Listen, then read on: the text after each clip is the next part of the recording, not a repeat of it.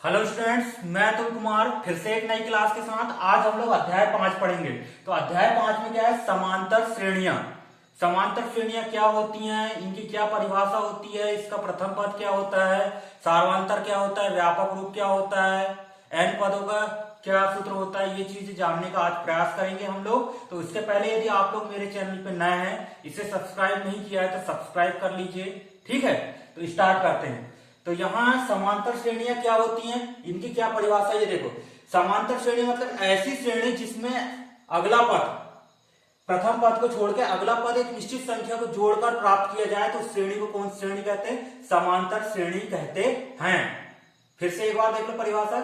ऐसी श्रेणी जिसमें अगला पद प्रथम पद को छोड़ के एक निश्चित संख्या को जोड़कर प्राप्त किया जाए उस श्रेणी को समांतर श्रेणी कहते हैं। इसे शॉर्ट रूप में एपी से दर्शाते हैं।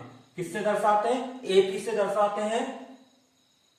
उदाहरण के लिए देखो, 2, 4, 6, 8, 10 एक ये श्रेणी ले लिए। तो यहां पे देख रहे हैं, ये यहां पे अगला पद कैसे प्राप्त हो रहा है? 2 में कितना जोड़ेंगे? धन का 2 जोड़ेंगे जब 4 मिलेगा। वैसे 4 में कितना? धन का 2 जोड़ रहा है तो ये 6 मिलेगा। और फिर यहाँ पे धन का 2 जोड़ रहा है तो कितना? 8। वैसे यहाँ पे धन का 2 जोड़ रहा है तो यहाँ पे 10 मिल रहा है। तो ये कौन सी श्रेणी? समांतर श्रेणी है, जिसमें अगला पद एक निश्चित संख्या जोड़ के प्राप्त हो रहा है, इसलिए इसको समांतर श्रेणी कहेंगे यहाँ पे। और निश्चित संख्या क्या है? 2 है, तो ये समांतर श्रेणी हो गई। फिर से एक बार परिभाषा। ऐसी श्रेणी जिसमें अगला पद एक निश्चित संख्या जोड़ के प्राप्त हो उस श्रेणी को कौन सी श्रेणी कहते हैं? समांतर श्रेणी कहते हैं। फिर समांतर श्रेणी का पहला वाला पद क्या कहलाता है? इसका प्रथम पद कहलाता है। इसको ए से दर्शाया जाता है। ठीक है, फिर जो निश्चित संख्या जोड़ने से अपने को समांतर श्रेणी का अगला पद प्राप्त होता है उस निश्चित संख्या को क्या कहते हैं? सार्वंतर कहते हैं, और इसको डी से दर्शाते हैं। ठीक है, फिर अगला व्यापक रूप क्या होता है समांतर श्रेणी का? तो व्यापक रूप, मान लो ए पहला पद है, इसमें सार्वंतर जोड़े तो अगला पद क्या मिल गया? ए प्लस डी। फिर से डी जोड़ दिए तो क्या मिल जाएगा? ए प्लस 2डी हो जाएगा। फिर से डी जोड़ेंगे अगला पद प्राप्त करने के लिए तो ए प्लस 3डी। तो ये जो श्रेणी मिली है अपने को, ये समांतर श्रेणी का कौन सा रूप कहलाता है? व्यापक रूप कहलाता है। फिर nवें पद की बात करें, समांतर श्रेणी का nवां पद कैसे प्राप्त होगा? nवें पद को an से दर्शाते हैं। उसका क्या फार्मूला होता है? a प्लस कोष्टक में n ऋण का 1 और d। ठीक है, ये समांतर श्रेणी के nवें पद का सूत्र है, a प्लस कोष्टक में n माइनस का 1 और d।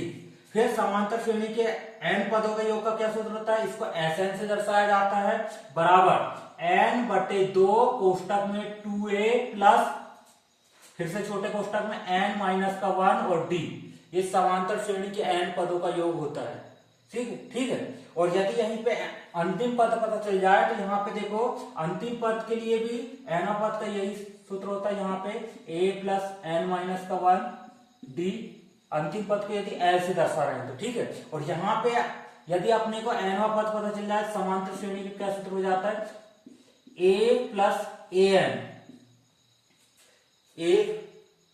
an मतलब Sn बराबर n बटे 2 कोष्टक में a प्लस an। ये भी समांतर श्रेणी के n पदों का योगफल का सूत्र होता है। यहाँ पे यदि ये an अंतिम पद पता चल जाए तो यहाँ पे an की जगह क्या लिख सकते हैं? l लिख सकते हैं। मतलब ये सूत्र इस प्रकार बन जाता है, n बटे 2 कोष्टक में a प्लस l। ये भी होता है n पदों का सूत्र, जहां पे l क्या है? अंतिम पद है, a क्या है? प्रथम पद है, n क्या है? पदों की संख्या।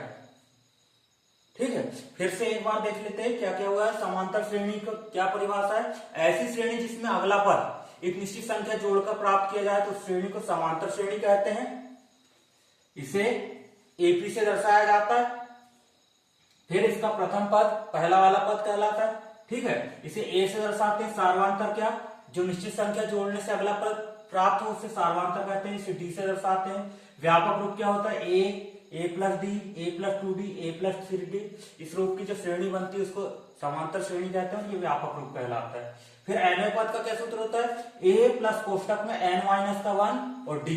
यदि अपने को अंतिम पद ज्ञात करना है तो वहां पे देखो a प्लस कोष्टक में n माइनस का 1 d, ये भी होता है अंतिम पद का सूत्र। मतलब nवां पद ही अंतिम पद का सूत्र बन जाता है। ठीक है, यदि अंतिम पद ज्ञात करना हो तो। फिर समांतर श्रेणी के n पदों के योग का क्या सूत्र होता है? n बटे 2 कोष्टक में 2a धन फिर से छोटे कोष्टक में n-1 और d। और यदि nवां पद पता हो अपने को तो क्या हो जाता है समांतर श्रेणी का सूत्र n/2 कोष्टक में a प्लस an। और यदि अंतिम पद पता हो तो क्या हो जाता है सूत्र ये n/2 कोष्टक में a प्लस l। तो आज की क्लास में इतना स्टूडेंट्स। यदि ये क्लास अच्छी लगी तो इसे लाइक और शेयर कीजिए और मेरे चैनल को सब्सक्राइब कीजिए। धन्यवाद।